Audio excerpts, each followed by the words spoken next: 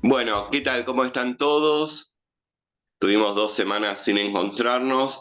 Bueno, para comenzar, seguimos el viernes que viene, es feriado, así que no vamos a tener encuentro, pero en el próximo viernes, si mal no recuerdo, es 18, comenzamos y damos de seguido con lo que serían los 3 últimos encuentros. Bien, vamos a continuar entonces con lo que estuvimos, vamos a continuar con el siguiente punto del seminario que tiene que ver con la emergencia de lo práctico inerte. Ahora bien, retomando un poco lo último que vimos, habíamos hablado en los encuentros anteriores que una de las intenciones o la intención principal, fundamental de Sartre en la crítica de la razón dialéctica es hacer inteligible la historia humana, llevar al pensamiento la historia humana, casi de manera hegeliana. Podríamos decir que se trata de llevar al concepto la historia. A diferencia de Hegel, no se trata de la historia del pensamiento o de la filosofía, sino de la historia concreta, de la historia vivida, no pensada. En ese sentido, vemos eh, cómo Sartre retoma el pensamiento de Marx, ¿no? La historia no es la historia de la filosofía, no es la historia pensada, sino que es la historia que los hombres sufren, la historia en donde los hombres viven, la historia en donde se da la lucha de clases, donde se dan las guerras, donde se dan las revoluciones. Hacer inteligible la historia humana significa, exige, mejor dicho, un tipo de racionalidad que no es la racionalidad analítica, ¿no? La racionalidad analítica es la racionalidad característica de la modernidad, del método científico. Podemos decir es el entendimiento, es lo que, bueno, analizar, ¿no? Lo que divide, clasifica, separa, etcétera. Que también se rige esa racionalidad por los principios lógicos tradicionales, ¿no? Principio de identidad, principio de no contradicción, principio del tercero excluido. Ahora bien, la historia, para pensar la historia, nos exige una racionalidad, por un lado, que pueda ser capaz de pensar la totalidad y una totalidad en devenir, cuestión que no puede llevar a cabo la racionalidad analítica. Por otro lado, también exige un tipo de racionalidad donde los principios formales de la lógica tradicional sean no descartados, sino superados, en un sentido también, vuelvo a decir, hegeliano, exige una racionalidad dialéctica. En este aspecto habíamos visto también que la historia se nos presenta como algo que los hombres hacen, pero al mismo tiempo como algo que los hombres sufren. Y entonces no la antinomia libertad-necesidad, que es una antinomia en el sentido kantiano del término, tiene que ser como antinomia superada. Porque tenemos que decir porque en la historia humana hay libertad y hay necesidad. Es más, la libertad se va a comprender como necesidad de la necesidad. Eso es otro punto. Ahora bien, Sartre necesita legitimar la racionalidad dialéctica. Es decir, ¿es posible la dialéctica? para que la dialéctica sea posible, tiene que haber una negación, al menos tiene que haber una forma de negación de la negación que sea una afirmación. Bien, en el plano del pensamiento, esto se puede demostrar, por eso Hegel puede hacer una dialéctica especulativa del pensamiento, de la filosofía, una dialéctica, si queremos ir reduciéndolo, podría ser denominada idealista. Sin embargo, como Sartre está hablando de la historia concreta, de la historia que no, los hombres viven y que los hombres hacen y padecen, se tiene que demostrar que en el terreno de el mundo concreto, del mundo donde vivimos y padecemos, una negación de la negación puede ser una afirmación. Entonces, ¿dónde descubre Sartre este fenómeno? En la praxis. Habíamos visto, recuerdan que la praxis significa que en la praxis humana una negación de la negación es una afirmación. El punto de partida metodológico en la crítica de la razón dialéctica es la praxis individual, que si bien habíamos señalado, es en un momento abstracto, es lo que nos sirve como anclaje para pensar la dialéctica histórica. ¿Cómo es que la praxis es una negación de la negación, que es una afirmación? Porque el ser humano, el hombre, proyecta desde la nada algo que aún no es. ¿Se acuerdan que habíamos puesto el tema del río, ¿no? Que íbamos del río en medio del bosque, etcétera?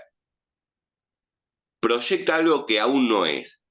Y la naturaleza se presenta como un obstáculo. Ese obstáculo es una negación. Por ejemplo, en el caso, voy de un punto A a un punto B y me encuentro con un río. Ese río se me presenta como un obstáculo, se presenta como una negación a mi proyecto.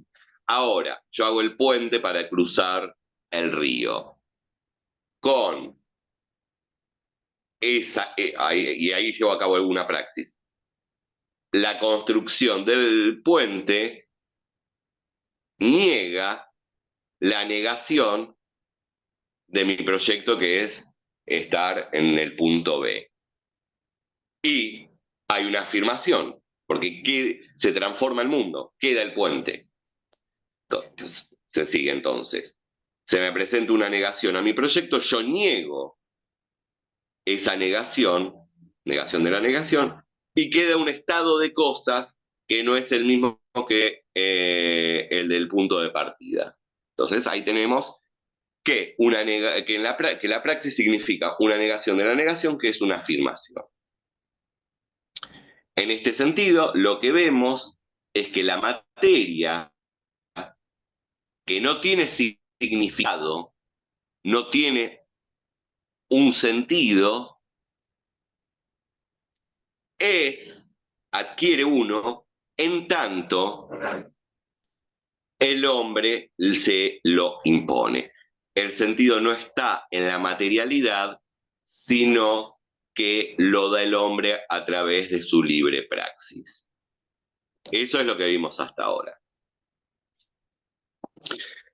Pero la cosa se vuelve más compleja.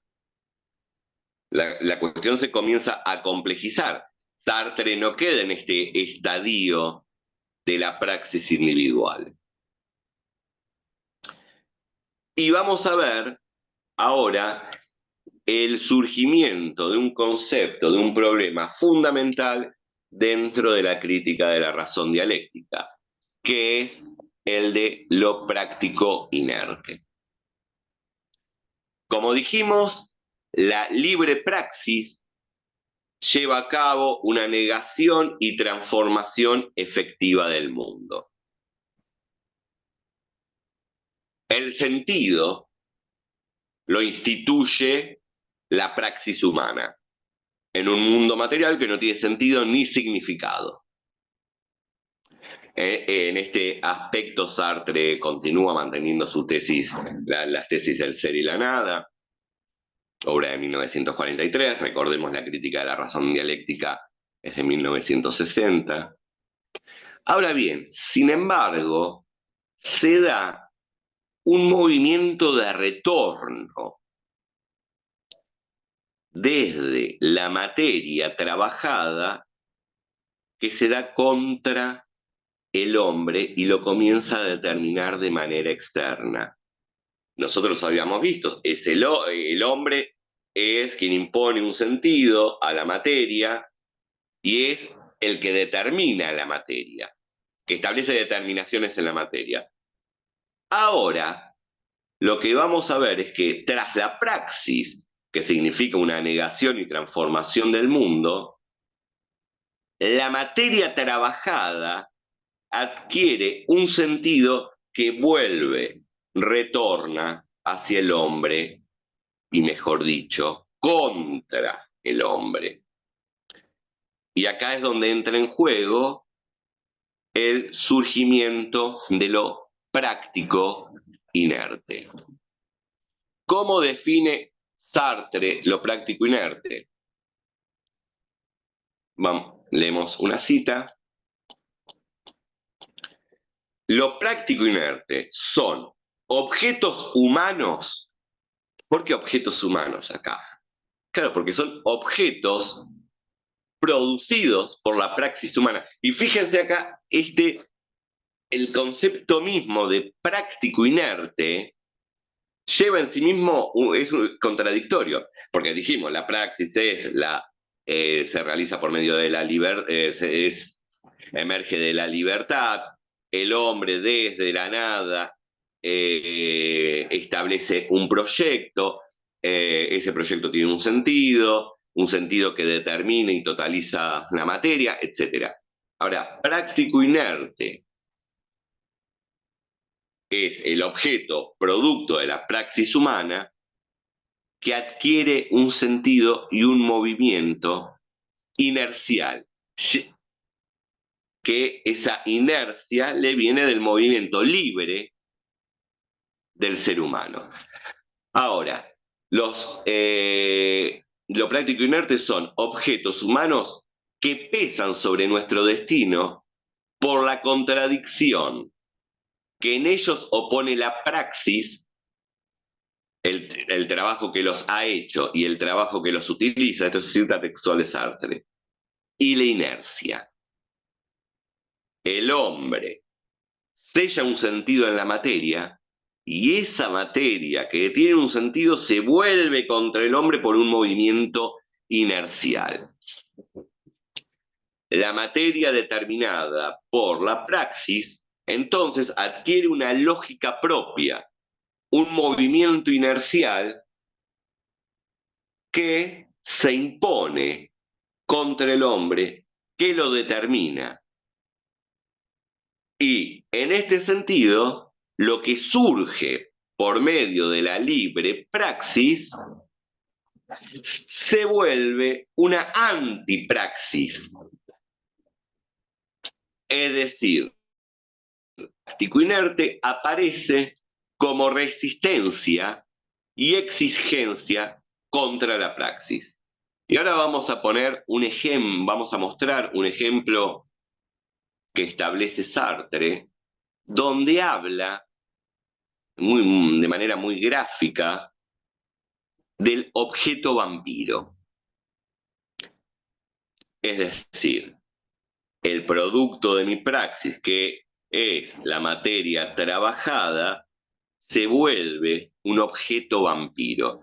Leo. Para conservar su realidad de permanencia, y pone como ejemplo una casa. Para conservar su realidad de permanencia, una casa tiene que estar habitada, es decir, mantenida, calentada, limpiada, revocada, etc. Si no se degrada.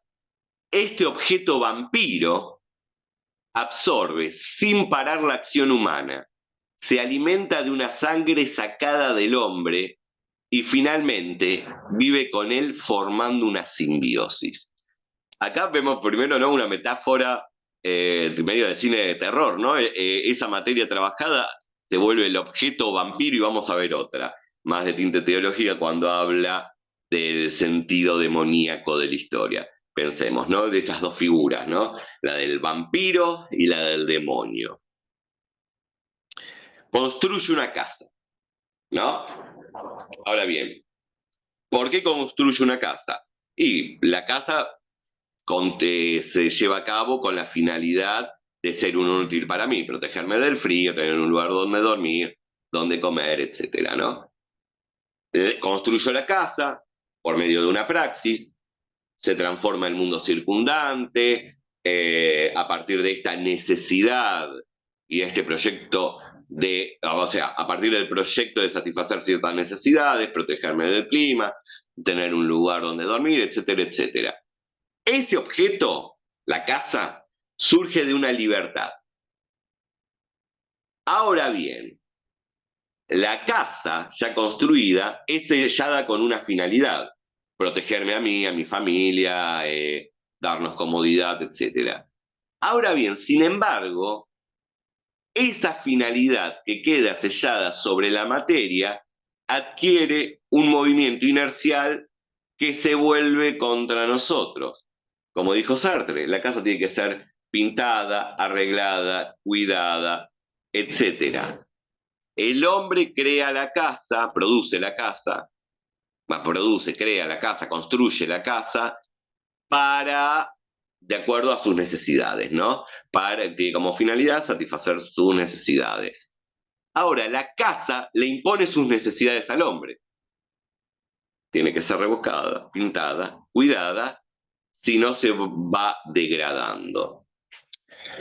Entonces, el hombre, el ser humano, culmina siendo el objeto que va a satisfacer las necesidades de ese objeto vampiro, en este caso, de la casa.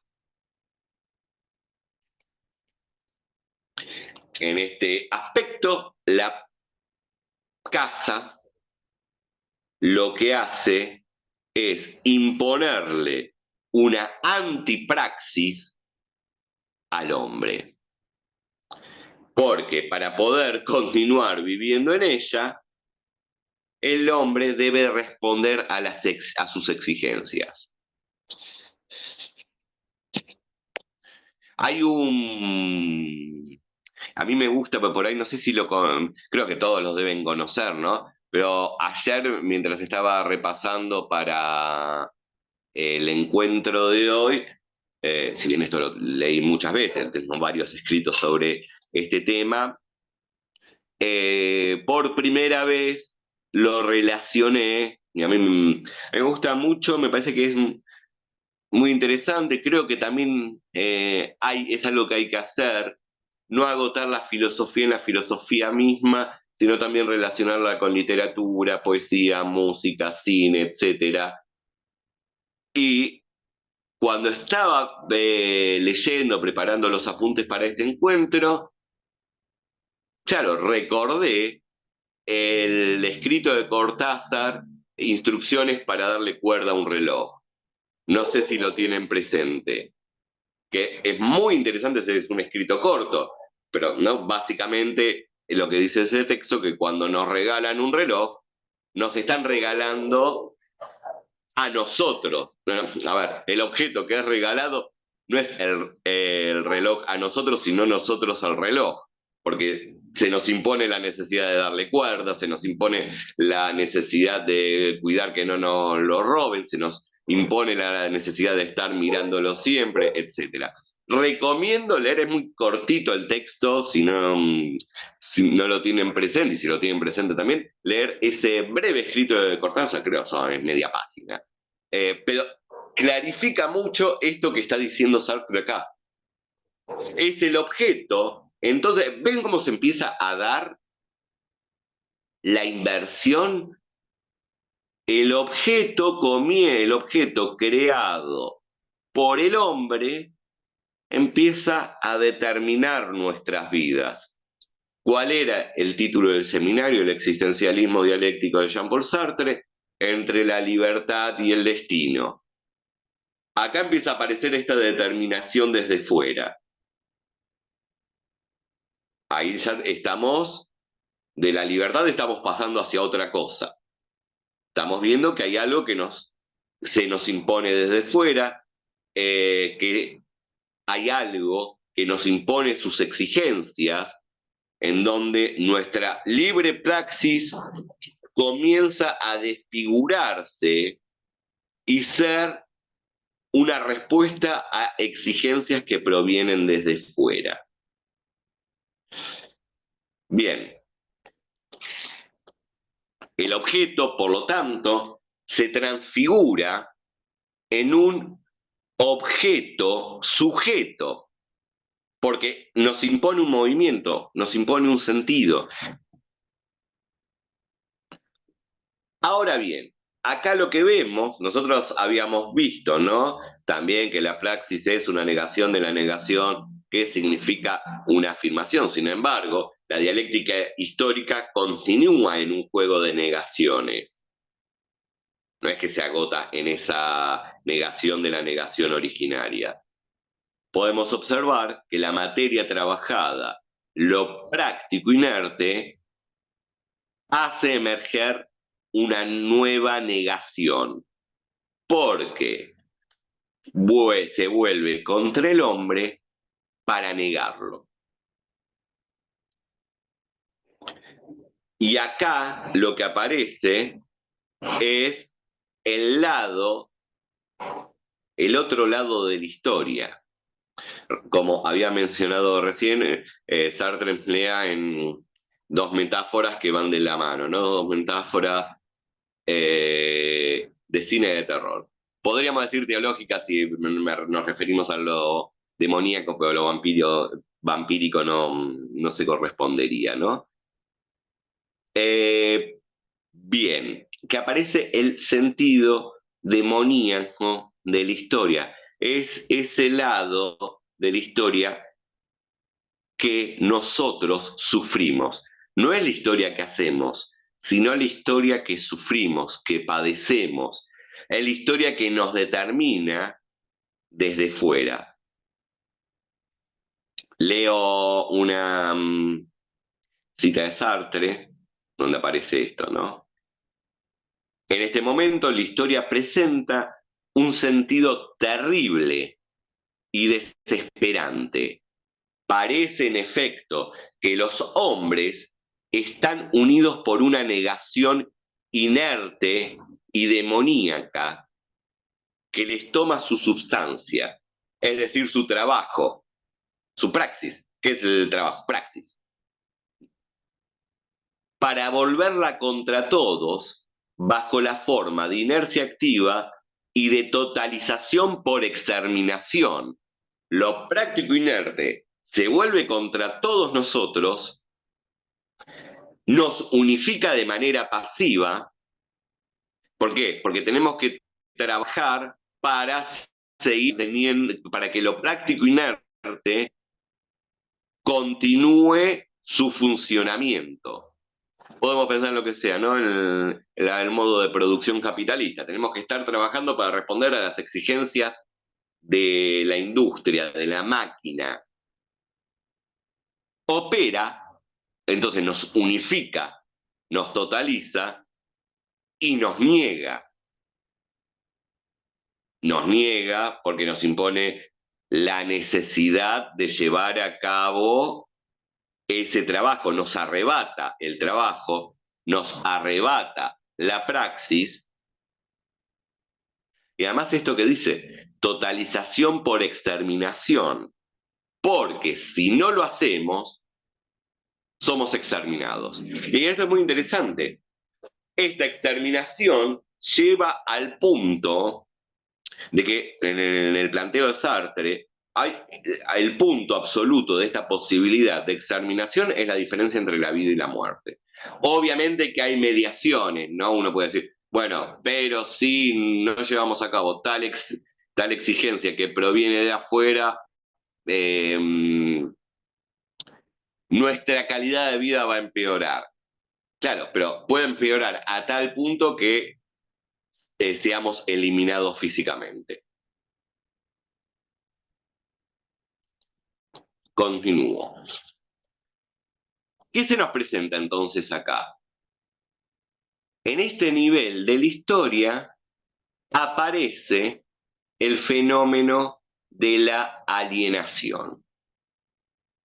Sartre retoma, esto es fundamental, una cuestión primordial dentro del pensamiento hegeliano marxista, que es la cuestión de la alienación.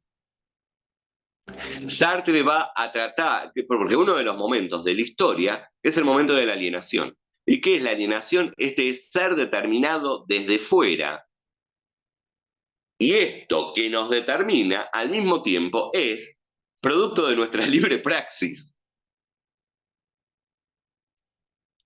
Sartre va a decir esto: los hombres son hechos por aquello que fue hecho por los hombres.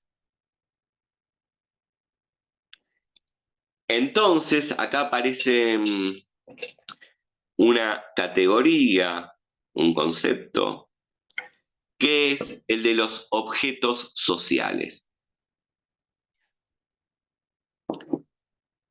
Los objetos sociales son el producto del dominio que lleva a cabo lo práctico inerte sobre los seres humanos, el dominio que lleva a cabo lo práctico inerte sobre nosotros. Va a aparecer ligado al concepto de la categoría de objeto social, aparece el de colectivos. A diferencia de esto es importante señalarlo, ¿no? Por lo general nosotros cuando hablamos de un colectivo, estamos hablando de lo que Sartre denominaría grupo. Cuando Sartre habla de colectivo, habla de una reunión entre individuos que está hecha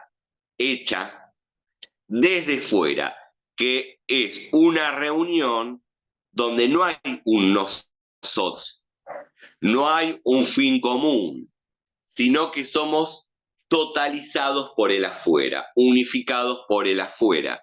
Es decir, nosotros podemos hablar de toda una serie de colectivos que a partir de nosotros habitualmente hablamos de un colectivo como algo que tiene una finalidad en común, donde aparece la idea de un nosotros, etc. Sartre emplea el término colectivo refiriéndose no a algo que significa una praxis grupal, sino a una reunión donde no hay una real intersubjetividad. Leo una cita.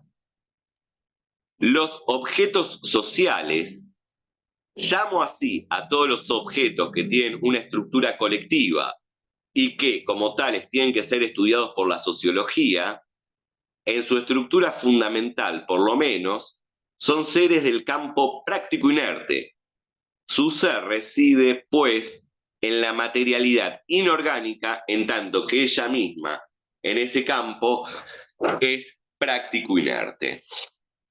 Entonces, ¿cuál es uno de los ejemplos fundamentales que va a colocar Sartre? La fábrica. La fábrica determina a los obreros desde fuera. La fábrica es emergente de lo práctico inerte, es algo producido por el hombre, pero que después se vuelve contra los hombres. Ahora bien, los objetos sociales, como dice Sartre, claro, ¿qué es? Es la conversión de seres humanos en objetos. Aquello que puede estudiar la sociología, dice Sartre. Aquello que puede estudiar la sociología es un objeto unificado desde fuera, donde las relaciones intersubjetivas son exteriores y no internas, donde las relaciones son de sumatoria de yoes y no donde hay un nosotros. La fábrica, por ejemplo, en donde cada operario cumple su función y está uno al lado del otro, corresponde a esta estructura colectiva y se nos presenta como un objeto social. Eh,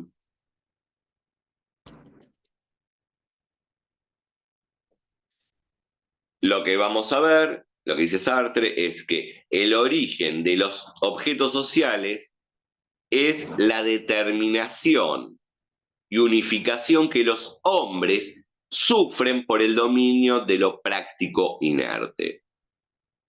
Los seres humanos entonces padecen determinaciones que le vienen de fuera y se constituyen como una objetividad. Una objetividad, somos objetos. Entonces, se ve con claridad que la institución en objeto del ser humano tiene por correlato la alienación. El ser se nos es impuesto desde fuera por aquello creado por el ser humano. Entonces, y también ahí lo que vemos es que el libre proyecto, ¿en qué se transforma? En una realidad objetiva. Ya no se trata entonces de aquella posibilidad, ¿no? El proyecto humano que se determina a sí mismo por medio de la libre praxis, sino que es determinada por el movimiento de retorno de lo práctico inerte. Pensemos como imagen gráfica, como una imagen muy gráfica, el comienzo, que creo ya lo mencioné en otro encuentro, de los tiempos modernos de Chaplin. ¿A qué queda reducida la práctica? La praxis, digo, perdón, disculpen. Queda reducido a un movimiento mecánico que no es otra cosa que la interiorización de las exigencias de la máquina. Y vemos a Chaplin no haciendo siempre el mismo movimiento con las llaves, que le termina su horario de trabajo, sale de la fábrica y sigue haciendo el mismo movimiento. La praxis se reduce a eso. Y ese movimiento es impuesto desde fuera para responder a las exigencias de la fábrica. Claro que se podría pensar, ¿no? Pero eso lo vamos a ver más adelante. Alguien podría estar pensando en este momento, bueno, pero ¿cómo? Si en la fábrica puede aparecer la cuestión de clase, aparece la lucha de clases. Si los obreros comienzan a reunirse y aparece el nosotros, como el nosotros somos clase obrera, nosotros somos el proletariado. Sí, pero todavía no. Todavía no estamos en ese momento del surgimiento de un nosotros. Estamos en un momento previo. Lo práctico inerte determina y totaliza a los hombres, porque los reúne. ¿Qué es esto de totalizar? Los reúne.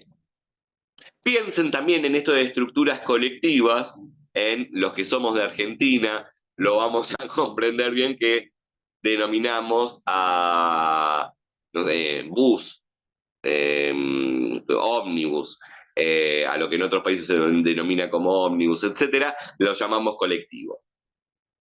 ¿No? Cuando tenemos que ir a un lado, o micro, ¿no? Que se puede denominar en otros lugares, pero nosotros nos llamamos micro más a lo que hace larga distancia.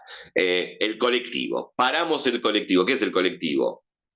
Es un vehículo que nos lleva a algún lugar, donde somos varios los que habitamos ese ómnibus, ese bus. Somos varios, uno al lado del otro. Pero claro, es un colectivo, no es un grupo lo que hay ahí reunido. ¿Por qué? Porque está cada uno al lado del otro, pero no hay una finalidad común, ni hay un nosotros, porque yo tomo el colectivo quizás para ir a la universidad, alguien lo toma para ir al cine, otro lo toma para ir a su trabajo, otro lo toma para ir a ver a su mujer o a su novia, etcétera. Son fines diversos. Entonces no hay un nosotros, hay una reunión colectiva, porque estamos reunidos desde fuera, porque no hay ningún nosotros. Y el lazo que tenemos, el vínculo, el lazo, la relación que tenemos con aquellos que estamos en ese vehículo es puramente externa e incluso es de competencia. ¿No? Que no me moleste el otro, a ver cuándo, si hay muchos viajeros, muchos pasajeros, si hay muchos pasajeros, estamos esperando a que se levante, y estamos parados, estamos esperando a que se levante se levante alguien para ocupar el asiento y podemos entrar en una competencia de uno contra otro. Muy interesante esto, muy interesante. Digo de que en la Argentina se llame colectivo a este medio de transporte, porque es lo que dice Sartre, no hay fin común, no hay nada, es uno al lado del otro, cada uno con su propia finalidad, no hay nosotros, y estamos, otro término que aparece en Sartre que es muy importante, serializados. ¿Qué es la serie? La serie. Claro, pero piensen también, ¿no? La metáfora, el concepto que emplea Sartre, escribe esta obra en 1960, tiene como correlato la producción en serie del capitalismo fordista, ¿no? ¿Qué significa estar serial? ¿Qué significa una serie? ¿Qué significa estar serializado? Que estamos uno al lado del otro y que estamos reunidos, porque estamos en el mismo espacio, pero uno al lado del otro sin que haya una relación interior, donde no hay intersubjetividad y donde estamos determinados desde fuera. El hombre serializado es el hombre producido por lo práctico inerte y en este sentido es el hombre que padece la alienación.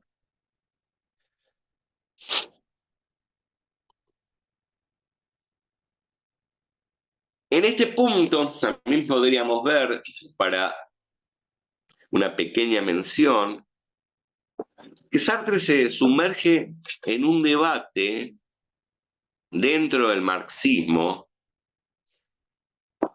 que él mismo aclara que Marx en esto permanece ambiguo. La cuestión es la siguiente, y para acá depende de la línea marxista que se siga, va a haber una respuesta distinta.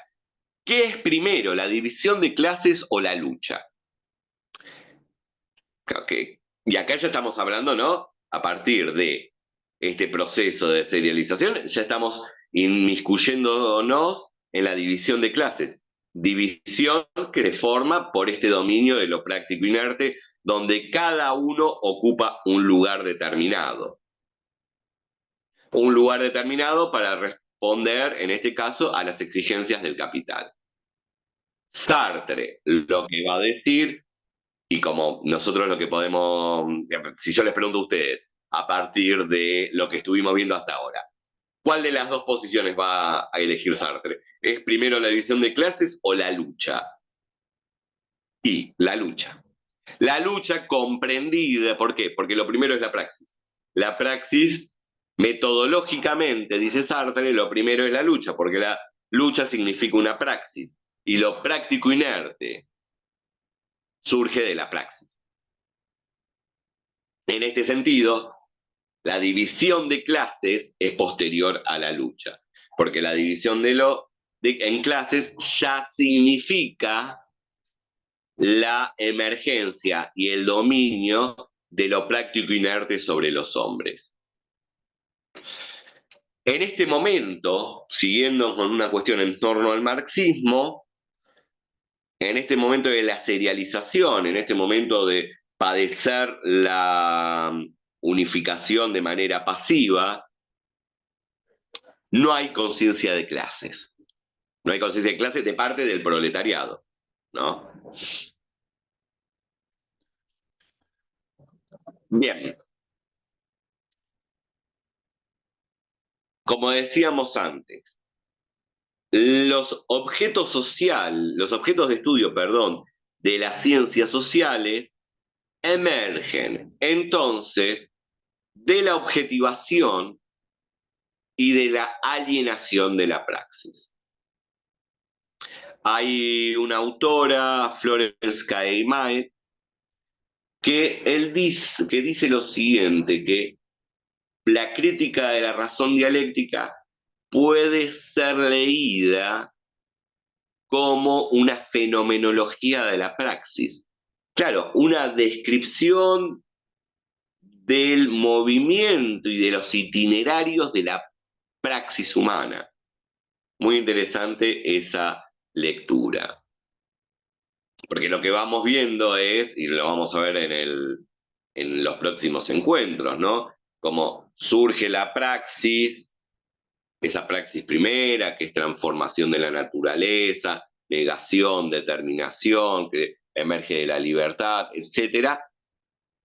Pero eso se va transformando, va cambiando, ya vemos que emerge lo práctico inerte, que nuestra praxis comienza a reducirse y es respuesta a una exigencia proveniente de afuera.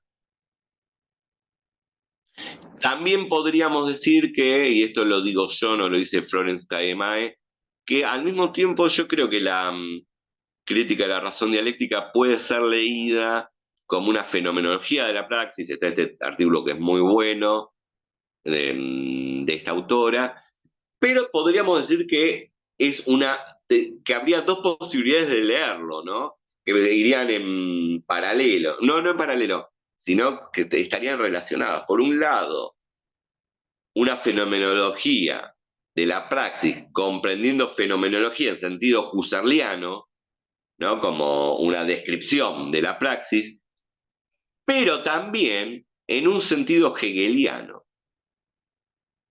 porque en la obra se nos muestra y se nos expone los itinerarios de la praxis en la historia, sus devenires, sus transformaciones, etcétera, ¿no? Como lo hace la fenomenología del espíritu, ¿no? Bien, continuamos. En el dominio de lo práctico inerte, lo que vamos a ver eh, es que las estructuras colectivas le arrebatan al hombre su humanidad. ¿Y acá qué es? ¿Por qué les arrebatan al hombre su humanidad? Porque se los convierte en objetos que tienen que responder a exigencias provenientes de fuera. Y comienza a sellarse un destino sobre nosotros.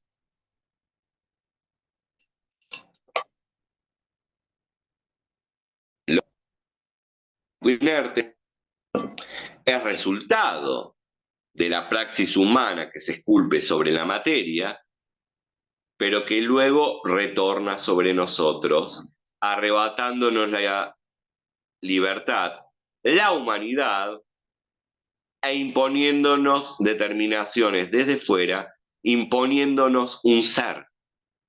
Claro, y acá, ¿qué es el ser de el ser? Y lo pensamos yo lo dije en uno de los encuentros anteriores. Cuando Sartre habla de ser, no está en medio de la selva negra tratando de preguntar cómo se manifiesta el ser en su verdad, nada por el estilo. Sartre piensa una filosofía de lo concreto, de lo cotidiano. El ser que se nos impone, por ejemplo, es el ser de clase. Se nos impone ser proletariados o ser burgueses, pero vamos a ir al caso del proletariado. El ser obrero ontologiza, nos impone una sustancia, si se quiere, nos impone un ser, somos obreros.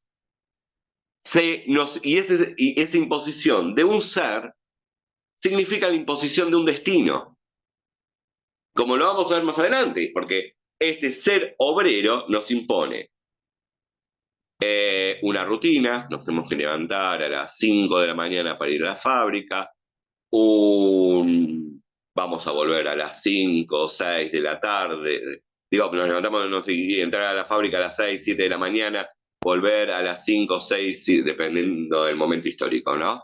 Se nos impone esa rutina, se nos impone también dónde vamos a vivir, ¿no? Porque existen los barrios obreros. No es que el obrero puede elegir libremente vivir en, nombro barrios de acá, ¿no? En Recoleta. Va a vivir en determinado lugar, va a tener ciertos hábitos, va a rodearse con determinadas personas, va a ir a ciertos lugares, ¿ven? Entonces, como ese ser proveniente de afuera comienza a imponernos un destino, y vamos más al caso, ese ser proveniente de fuera nos impone una expectativa de vida. Está bien, puede haber alguien que viva más tiempo, sí, está bien, pero estadísticamente nos comienza a imponer una expectativa de vida determinada. Que alguien podría decir, bueno, pero este ser obrero es el ser de clase, sí, va a decir Sartre, pero ¿para qué lucha el proletario? Pensemos en 1960 en términos marxistas, para dejar de ser proletariado, a ver, estamos hablando, y no hablamos del ascenso individual. La lucha de clases es la lucha contra mi situación de clases y la abolición de clases, en términos marxistas, ¿no? Sartre piensa en términos marxistas. ¿Sí? Recordemos que también, ¿no? La crítica de la razón dialéctica significa un intento, entre otras cosas, de sacar al marxismo de su estado de esclerosis, de su dogmatización, y Sartre mismo dice, el marxismo es la filosofía no superada de la época contemporánea. ¿Por qué? Porque las condiciones que lo engendraron aún no fueron superadas. Ahora bien, cuando, y lo vamos a ir viviendo más adelante, pero vale decirlo, la toma de conciencia de clases significa el inicio de la lucha de clases.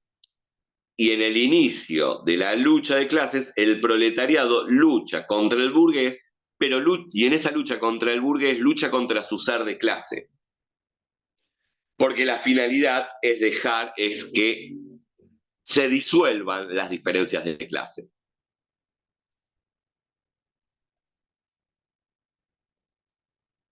Ahora bien, eh,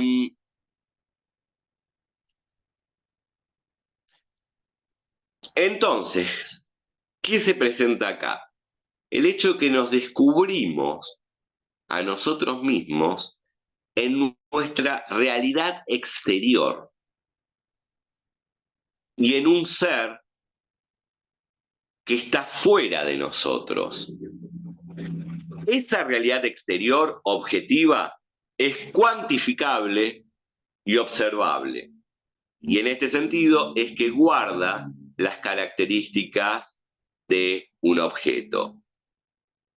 El ser, impuesto desde fuera, nos arrebata la libertad al mismo tiempo que nos unifica de manera pasiva. Es decir, ¿qué es esto unificar de manera pasiva? En las estructuras colectivas, uno al lado del otro. ¿Hay unificación activa? Sí, claro. Cuando decimos vamos a hacer esto. Cuando decimos, ¿no? En el ámbito del lenguaje, vamos a hacer esto, es decir, cuando llevamos a cabo una praxis grupal. Ahí hay una unificación activa. Siguiendo con los... Bueno, a ver, pensemos, por ejemplo, en una escuela. Una escuela es algo que nos unifica de manera pasiva. Está cada uno al lado del otro, cada uno cumple sus tareas, hay una evaluación, uno se saca una nota, cada uno se saca una nota distinta, etc. Ahora bien, pasa algo, no sé, no hay luz en la escuela, o hay un problema edilicio. Los estudiantes dicen, tenemos que hacer algo por nuestra escuela. Se unen, discuten y toman la escuela. Ahí aparecen nosotros. Ahí aparecen nosotros y esa unificación es una unificación libre, no determinada por la exterioridad.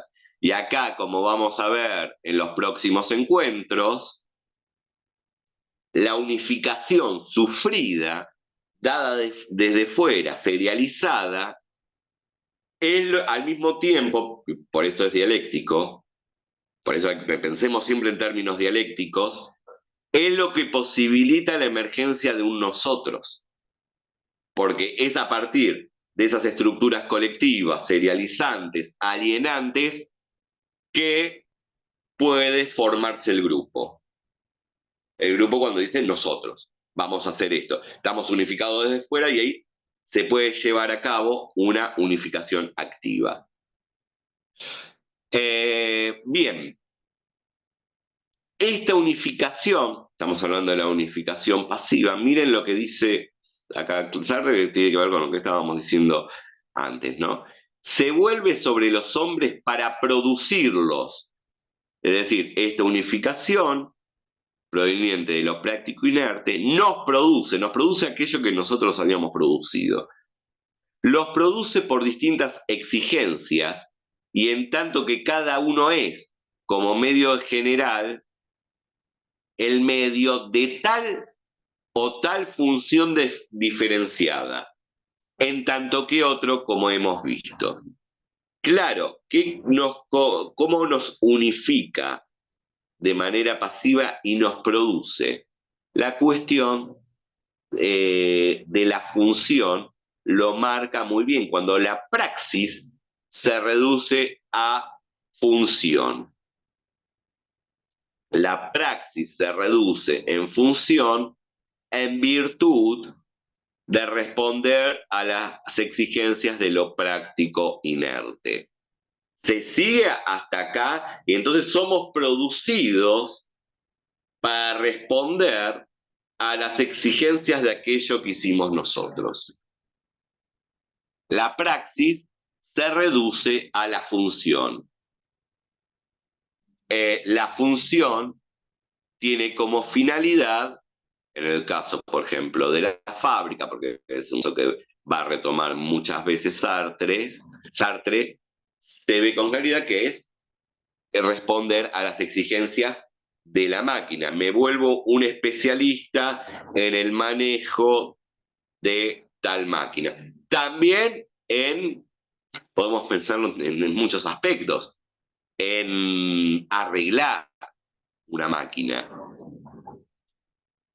También que es interesante pensarlo en otro aspecto, cómo esto me parece muy interesante, qué pasa en el ámbito del lenguaje político cuando el político, el gobernante, etcétera, pasa a ser llamado funcionario. Es alguien que cumple una función.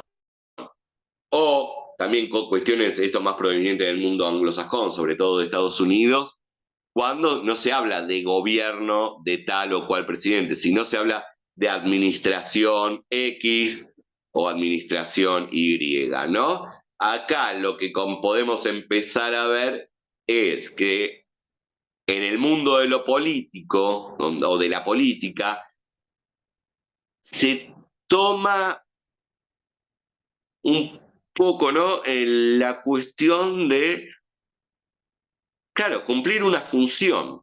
Cumplir una función es responder a las exigencias de. ¿Cuáles serían esas exigencias? También cuando hablamos de la administración tanto o la gestión tanto, pareciera que la política no es aquello por medio de lo cual se transforma la realidad, sino aquello por lo cual se administra una realidad ya dada. en cierta medida este concepto de funcionario, este concepto peor, ¿no? De administración X, o cuando hablamos de gestión de tal gobierno, estamos hablando desde una perspectiva conservadora. Aunque ya está instalado en nuestro lenguaje, incluso hasta legislaciones, ¿no? Aparece la palabra funcionario público. Sin embargo, claro, es administrar lo que está la realidad dada. Hay un gobernante que va a administrar mejor o peor una realidad dada, no transformarla. Muy interesante tener en cuenta. Ahí empieza, está lo práctico inerte. Ya parecería que la política nos encargaría de hacer historia, sino de ser un engranaje en una historia ya dada. ¿No? Y acá aparece cierta cuestión en torno a algo que estamos viendo nosotros de una suerte de fin de la historia. Momentos de que parece que la historia fuera clausurada, porque en todo caso se trata de administrar, ¿no? Como una especie de gerenciamiento, en el sentido empresarial del término. Ahora bien, esta reconfiguración de mi propia existencia significa al mismo tiempo una reconfiguración de mis relaciones con el otro. ¿Yo qué soy? Ahí ya la pregunta, ¿qué soy yo? Bueno, soy aquello que me es dado desde fuera, soy aquello determinado desde fuera, etc. Soy una pura exterioridad, una realidad objetiva. Claro, ya no estamos hablando de que soy humano, que soy libre, sujeto de la historia. Ya soy objeto de la historia, no sujeto de la historia. A tal punto soy objeto de la historia que cuando alguien escriba un libro, no sobre mí, pero, no creo que nadie vaya a escribir un libro sobre mí, pero vaya a escribir un libro sobre, ahí fíjense, el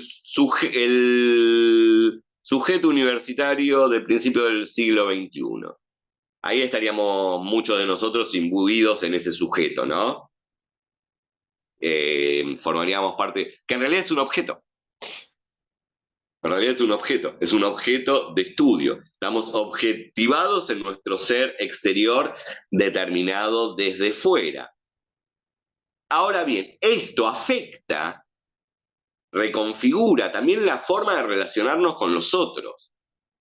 Porque yo me descubro en mi realidad objetiva y me comprendo a mí mismo a partir de mi realidad objetiva, alienación. Me vuelvo otro de mí mismo, me vuelvo un ser. Mi existencia parece determinada por un ser.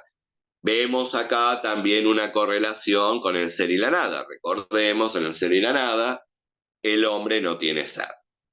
Ahora, y Sartre sigue pensando lo mismo. Ontológicamente no tiene un ser. Sin embargo, históricamente le es dado un ser proveniente desde fuera. Ahora, se reconfigura también las relaciones con los otros. La determinación objetiva que recibimos de las estructuras colectivas hace que nuestras relaciones también sean objetivas. Hace que nuestras relaciones con los otros sean objetivas. Son relaciones de exterioridad. Tanto el otro como yo existimos bajo la determinación externa. Existimos como roles y funciones.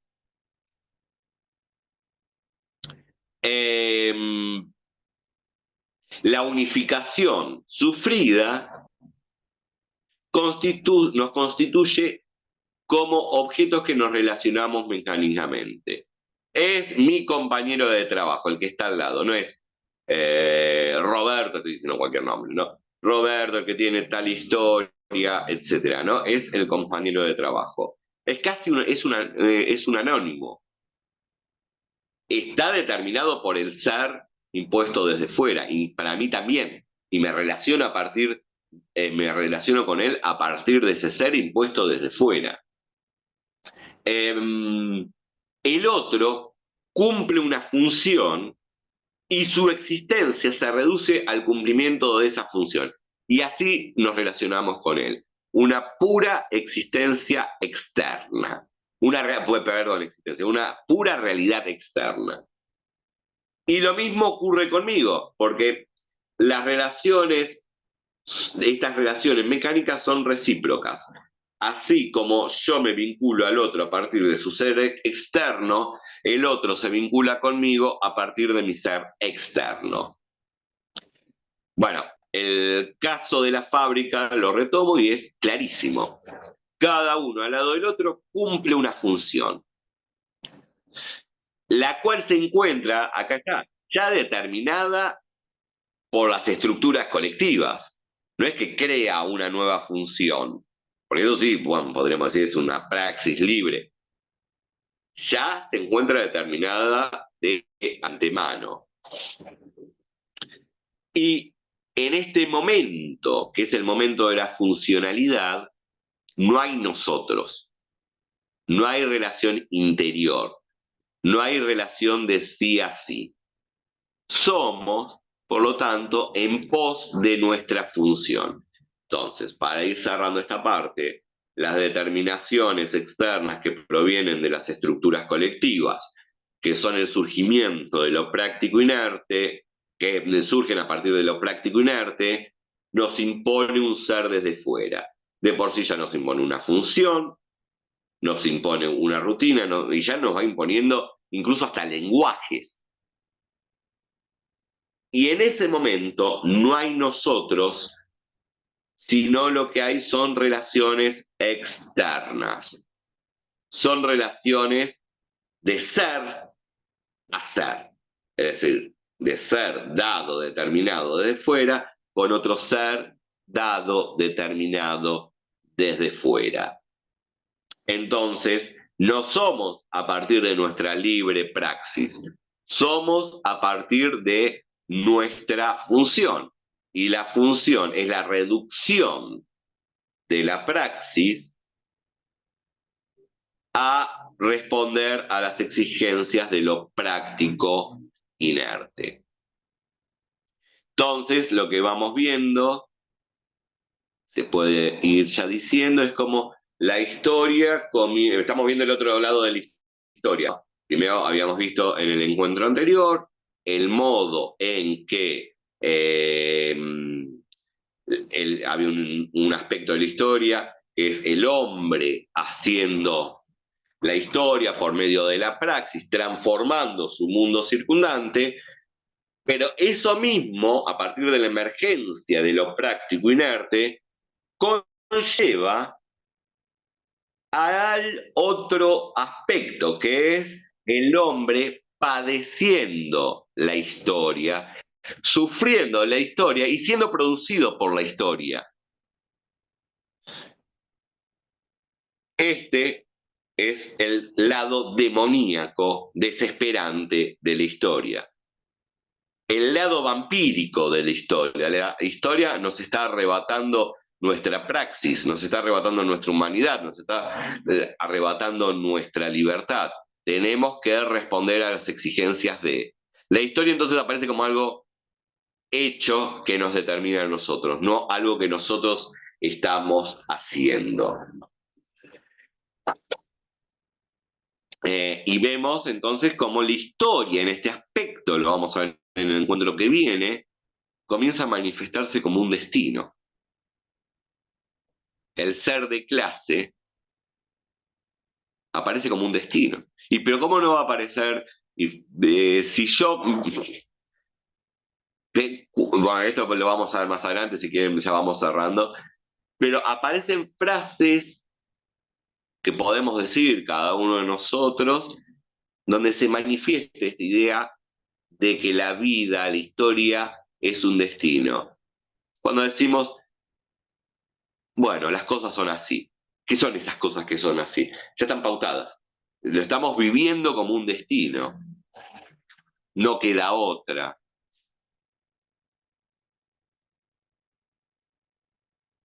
Bien, pero fíjense también, ¿no? En esto de cómo aparece la idea de destino, sí, incluso en las estadísticas, ¿no? Hablábamos antes de la expectativa de vida.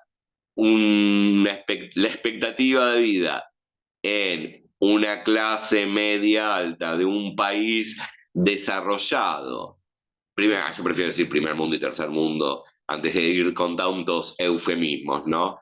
Un país del primer mundo, de una clase media alta, tiene una expectativa determinada. Un habitante de una clase baja de un país del tercer mundo tiene otra expectativa de vida totalmente distinta. Ahora estamos viendo que aparece la idea de destino. Claro, ¿qué es ya la división en clases, la división entre países centrales y países periféricos? Ya están señalando que hay un destino que tenemos que soportar, sufrir, etcétera. Fíjense también, ¿no?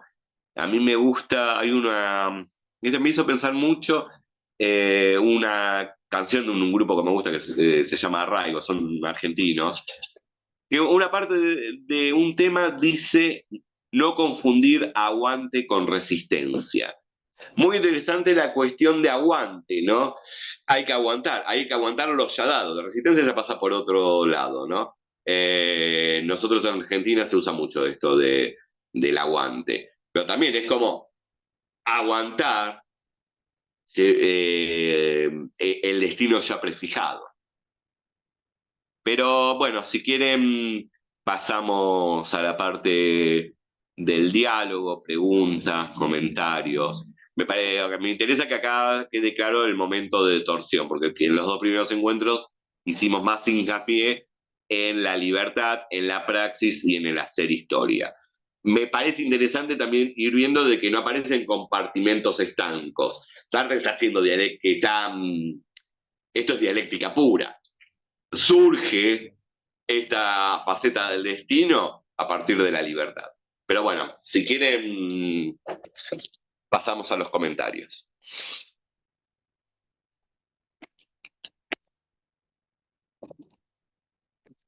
Abran los micrófonos. Sí, yo tenía, Está muy bien. interesante, profesor. Eh, yo tengo una frase que me recuerdo, no sé dónde la leí, pero creo que era de Camus. La existencia es un absurdo que conduce a la nada. Sí, Pero digamos, eh, la estructura esta que usted mencionó, también nos vuelven como a un mito de, primero, no sé qué factor juega el inconsciente en todo esto, no sé que las formaciones de dominio también están encarnadas en hombres, por lo tanto hay responsables atrás de las formaciones de dominio, teóricamente. Y segundo, que digamos, esa noción de caída del hombre, de una caída mítica del hombre, implica, digamos, tiene unas implicancias que, digamos, en forma práctica las vemos ahora y todo lo demás, pero tiene como un trasfondo, digamos, impactante en lo que somos. sí, Digamos, ahí, y por supuesto, acepto perfectamente como a veces cuando uno tiende a reparar algo o una computadora, que el objeto es maligno. El objeto se resiste y tiene una cierta malignidad que se opone a nosotros continuamente. sí, Será un destino general o lo que sea, pero digamos, excelente la descripción que hace desde el punto de vista de Sartre, existencialista, de las realidades, ¿no? Pero digamos, digamos, el concepto sería que la, la mónada o el individuo un poco se va perdiendo acá porque como desaparece un concepto obsoleto como el alma, digamos, que es obsoleta evidentemente, parecería que, digamos, no, y con las formaciones de dominios ya dadas cuando uno se inserta en la realidad, es como que participamos, participamos todo en todo contra nuestro. ¿Mm? Sí, con respecto a las frases de Camus, Sartre no, a ver, lo que pasa que sí, a ver, estoy pensando que hay algún trabajo que leí en algún momento de que Camus plantea una existencialismo de lo absurdo frente a Sartre que presentaría uno de la contingencia. Sin embargo, si leemos La náusea, Sartre dice lo esencial es la contingencia y después dice la contingencia es el absurdo fundamental de la existencia. No hay fundamento. Y absurdo en el sentido de no hay fundamento. Y yo creo que sí, en este Camus y Sartre van de la mano. Eh, a ver, no es que vamos hacia la nada en el caso de Sartre, porque somos nada. Pero ahí radica en este ser nada, valga la contradicción, ¿no? Valga la contradicción de decir somos nada, radica nuestra libertad. Y hay un texto de Simón de Beauvoir que se llama Para una moral de la ambigüedad, y otro que se llama ¿Para qué la acción? Acá está, en realidad tiene otro nombre, pero acá está traducido como ¿Para qué la acción? Donde en realidad no, hay sentido, pero que surge de la libre praxis humana, de la acción. Es el sentido que yo, no es sentido absoluto ni trascendente, pero como el hombre es nada, se va dando un sentido, inevitablemente por medio de la acción se va dando un sentido. Pero sí, y es absurdo ese sentido que se le da. Sin embargo, al ser nada y no haber ningún sentido, se vuelve un absoluto. Absoluto en el aspecto de que no depende de otra cosa, ¿no? Es interesante esto, ¿no? Pero lo absurdo y lo absurdo sería lo que posibilitaría lo absoluto del sentido de la vida de cada uno de nosotros, ¿no? Eso por un lado. Después existen las relaciones de dominación, porque en una sociedad desgarrada, va a decir Sartre, perdón, no una sociedad, una humanidad desgarrada, existen opresores y existen oprimidos. Y se dan los mecanismos de dominación. Bueno, muchas las relaciones de dominación que pasan esencialmente por dos lados, que nosotros a veces en el habla común las equiparamos, pero que Sartre las diferencia, que es la explotación y la opresión. Son dos aspectos distintos de dominación. En la explotación, y esto es muy interesante, eh, lo que se hace, y con la explotación se refiere son las dos, ¿no? A ver, claro, acá estamos hablando del capitalismo moderno, y el capitalismo moderno se basa en la explotación y en la opresión, pero son dos fenómenos totalmente distintos. La explota para Sartre. La explotación es la del obrero en la fábrica, en donde yo reconozco, el patrón reconoce, entre comillas, la libertad del otro por medio del contrato de trabajo. Claro, porque si no, no tendría legitimidad del contrato de trabajo. Le reconoce su absoluta libertad y su absoluta humanidad para explotarlo, ¿no? El obrero es libre y responsable, por eso su contrato de trabajo es válido.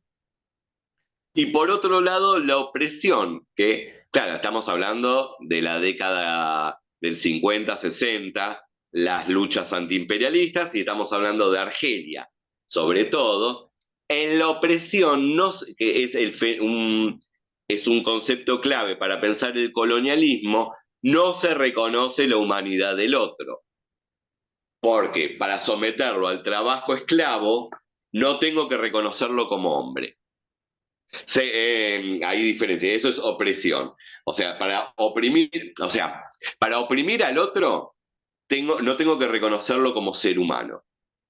porque si no, no parecería legítimo ir, imponerle mi cultura, imponerle mi cultura, mi modo de producción, etcétera, etcétera, ¿no? El colono francés no reconoce la humanidad del colonizado argentino. Mire, un argelino, perdón, de un colonizado argelino. A partir de ahí se da la opresión, los castigos corporales, todo esto. Pero claro, hay dominantes, sí, por supuesto. E incluso en esto que vimos en torno a la fábrica, a la cuestión de cómo es serializada, cómo es producido el obrero por medio del dominio de lo práctico inerte, etcétera, él ya señala a lo largo de la crítica de la razón dialéctica que la clase burguesa, clase dominante, hablamos de clase burguesa, estamos hablando de 1960, en Francia, etcétera, ¿no? La clase burguesa tiene conciencia de clase. Y la tiene primero que la clase obrera. Eso sí, después se va a gestar la clase obrera, pero bueno, esto también se sigue, hay una realidad histórica en torno a esto. Pensemos eh, cuáles fueron hoy que está en disputa en nuestro país, se discuten los gremios, se discute el salario mínimo, etcétera. Los primeros en agremiarse fueron los capitalistas para establecer un salario no mínimo, un salario máximo para no entrar en competencia entre ellos. ¿No? Y esto lo demuestra Marx en el Capital, la acumulación originaria, o sea, en el capítulo de la acumulación originaria, si no me equivoco. Claro que hay dominadores, sí, sí, hay dominadores. Igual todo está inscrito en este marco también de una historia que padecemos, porque no hay sujeto que haga la historia porque incluso las clases dominantes no son las que dominan a la historia, dominan a otro grupo de hombres, no, eso es lo que, y eso ya está en Marx. Incluso, ¿no? En Marx, la cuestión de la alienación, es el obrero está alienado, pero el burgués también. Nada, no. Claro que hay planes, tácticas, estrategias, etcétera, pero no es que tienen el dominio de la historia, porque el capital, porque esto si bien Sartre habla de la historia en general, en un momento dice que este dominio de lo práctico inerte, forma de funcionalismo, serialización, etcétera, etcétera, en el capitalismo se ve con la mayor claridad. Ahora, ¿no? Recordemos también que los capitalistas están atravesados y dominados por el capital, y esto es en el propio Marx ya, ¿no? No sé si respondí. Ah, y lo de el estado de caída, claro, es muy interesante esto. Sartre dice que para estar alienado primero hay que ser libre. Es decir, el fenómeno de la alienación también hay que pensarlo en términos dialécticos. ¿Hay alienación? Sí, pero solo es posible si somos libres. Si no, no habría posibilidad de alienación. Si la alienación es volverse otro, eh, perder nuestra libertad porque la deponemos en un otro. Este otro puede ser, en el caso de Sartre, lo práctico inerte, también puede ser un otro humano, es porque primera y originariamente somos libres. No sé si respondí tu pregunta, Carlos. Sí, sí, sí, perfecto. Es un tema muy, muy complicado, pero perfecto. Sí, vamos en la buena senda. Pero digamos, aparece siempre el efecto acá de la parte inconsciente, que no Ah, la, no, digamos, que nos iguala, digamos, en algunos aspectos, digamos, y ahí están, bueno, a eso lo tratan muy bien, creo que Lacan o todas esas cosas como dándole vueltas a Hegel sobre la dialéctica del amo y el esclavo, ¿no? bueno, ahí hay Me parece que eso es un hilo que no podemos escapar. total. Bueno, con Sartre y el inconsciente hay un problema porque Sartre dice no hay inconsciente y eso lo viene diciendo desde su primer texto, porque él reniega el Es inconsciente. posible Eso también. porque nada, para él la conciencia es nada. El año que viene podemos hacer uno sobre el ser y la nada y ver estas cosas por ahí con más claridad, porque la conciencia es nada, entre la lucidez y vacío no puede haber una opacidad, pero es por una cuestión metodológica, ¿no? Eso, Sartre dice, no hay inconsciente, pero dice al mismo tiempo, la conciencia no es conocimiento, sino, bueno, no importa eso, pero totalmente la cuestión de la dialéctica del amo y del esclavo de Hegel, presente en Lacan, presente en Sartre, sin lugar a dudas. Yo tengo justo, hice un artículo hace un par de años atrás que es sobre, bueno, porque introduce Hegel en Francia es Koyev, ¿no? Que le da mucha centralidad a la dialéctica del amo y el esclavo. Y tengo un artículo, cualquier cosa después lo paso. Tengo un artículo que es sobre libertad y negatividad en Koyev y en Sartre, y cada vez lo que hace Koyev es retomar la dialéctica del amo y del esclavo, pero que es fundamental esto que señalás de la dialéctica del amo y del esclavo, para toda esa generación, porque el segundo sexo de Simone de Beauvoir toma la dialéctica del amo y el esclavo, claro que se presenta, ¿no?, como una relación de tipo universal para pensar la situación de, de subalternidad de la mujer. Es decir, porque es maravilloso, la dialéctica del amo y el esclavo en su universalidad nos abre la posibilidad de pensar distintos tipos de subalternidad. En el caso de Simone de Beauvoir, porque lo dice explícitamente, que retoma esa idea de, ¿no?, de la conciencia soberana versus de la relación entre conciencia soberana y conciencia dependiente, etcétera, para pensar la situación de la mujer. Si pensamos también en Fanon y toda la cuestión del colonialismo, del colonizado, también está en juego la dialéctica del amo y del esclavo. Claro, obviamente también en Lacan y en Sartre también, sí, claro. Ahí hice una pregunta. Eh,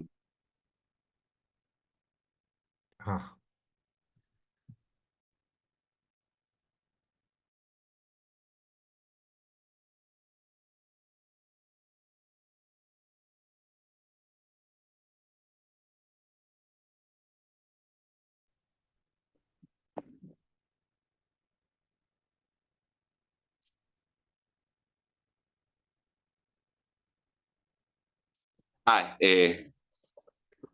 sí, disculpen, se me había tildado. Quiero ver que Martín había preguntado algo. Disculpen porque estoy con el celular y no encuentro la pregunta. Bueno, Adrián, acá, esperen, esperen que respondo.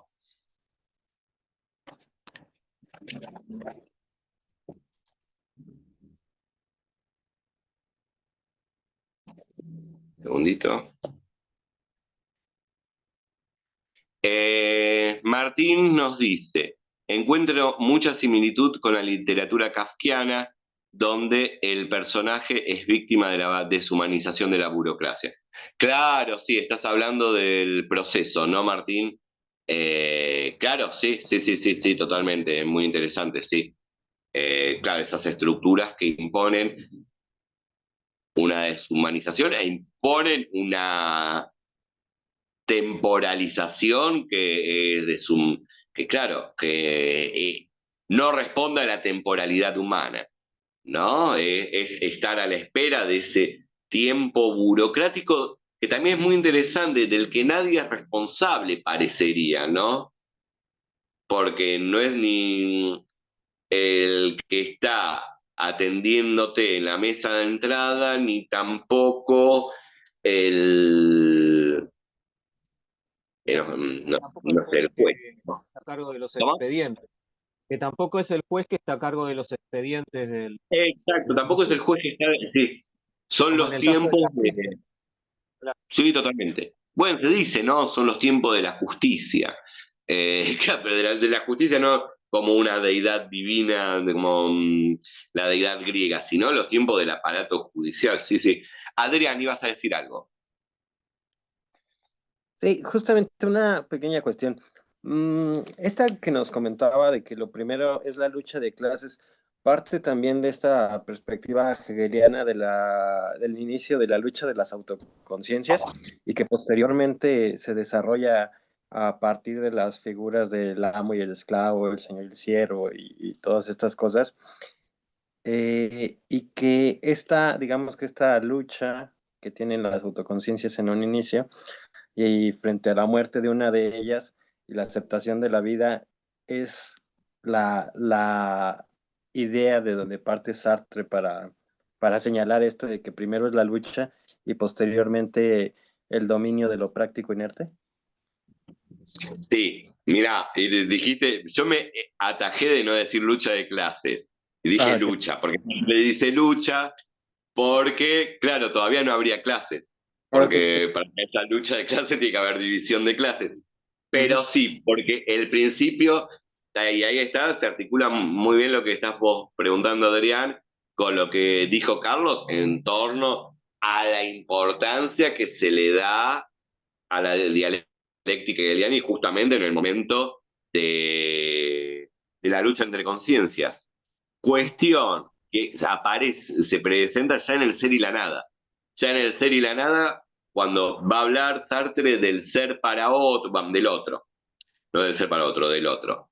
Del ser para otro viene después. Habla de Husserl, menciona Husserl, Heidegger y Husserl, Heidegger y Hegel, y dice, bueno, expone una crítica a Husserl porque la otra subjetividad es subjetividad trascendental. Dice, bueno, Heidegger está bien lo que está diciendo porque toma que el otro está en una relación de ser a ser, ontológica con el otro, pero al colocar que el Mitsein es una estructura originaria del Dasein, está poniendo al otro como un a priori, de tipo kantiano, porque si forma parte de mi propia estructura ontológica, ¿dónde está ese otro efectivo? Y cuando va con Hegel dice, bueno, en Hegel sí, en Hegel aparece el otro, y es el otro que no es forma parte de mi estructura ontológica del ser en el mundo. Se me presenta el otro, y se me presenta como amenaza. Y si vamos acá, después va a decir, bueno, lo que pasa, igual de lo que no estoy de acuerdo, va a decir Sartre, es que ese otro es un otro pensado y que después viene la reconciliación por medio del conocimiento. Bueno, no importa eso. Pero sí hay una centralidad de la emergencia de ese otro, que es histórica incluso en Hegel, digo, no será de lo que Hegel comprende como historia, ¿no? No estamos hablando ya de la historia material, pero sí es histórico. El otro se me presenta ahí, está frente a mí y se inicia la lucha. Y si pensamos en Sartre, el sentido, en el ser y la nada ya, el sentido original de la relación con el otro es el conflicto. Muy hegeliano eso, no es y Sartre dice, no es el ser con, es el ser contra. Eh, claro que en el ser y la nada, ¿no? No hay después una superación de eso, de ese conflicto, o sea, es permanente. Pero sí, está muy bien tu pregunta. También me parece que esto le abre la posibilidad a Sartre como a otros autores esta cuestión de articular, ¿no? A Hegel con Marx, de un marxismo que sea dialéctico, que no caiga en reduccionismo materialistas, evitar el dogmatismo, etcétera, ¿no? Eso que no ya viene un poco de Lukács, ¿no? Y en Historia y Conciencia de Clases. ¿Sí? Si bien después Sartre discute con Lukács, hay una conferencia de Roma que es. Búsquenla en Google, está, marxismo y subjetividad. Ahí discuten un momento con Lukács, con Historia y Conciencia de Clase. Pero que está presente eso, ¿no? Es lo que le permite a Sartre y a muchos otros autores evitar el dogmatismo y el mecanicismo marxista. Y también además es un tema de discusión muy interesante esto, porque esta relación Hegel-Marx, cómo la leamos, Claro, porque tenemos después en los 60 viene Althusser y Hegel no tiene nada que ver con Marx y ponemos a Spinoza en lugar de Hegel, ¿no? Como y ahí es muy interesante el campo de disputa, que se abre un campo de disputa por el sentido del marxismo. No, en Althusser es eliminemos a Hegel de toda influencia hegeliana en Marx, porque el Marx era hegeliano, no era Marx todavía. Pero es muy interesante, sí. Yo soy más, yo estoy en la línea de que creo que a ver, más allá de los esfuerzos, creo que es imposible pensar a Marx sin Hegel. En el Capital mismo, en Capital es imposible, ¿no? Está Hegel por todos lados, incluso en la propia introducción, ¿no? Eh, no sé si alguna otra pregunta, comentario. Muchas gracias, muchas gracias.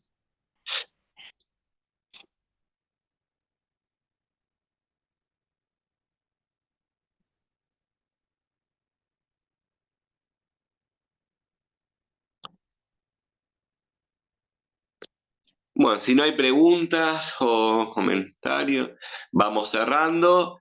Y recuerden, dentro de 2 semanas tenemos el próximo encuentro donde ya nos vamos a adentrar en la idea de fin de la historia y de destino. Muy bien. Después vamos a ver un poquito la parte esperanzadora, ¿no? En el último, que se va a dar por medio de adelanto, por medio de la insurrección.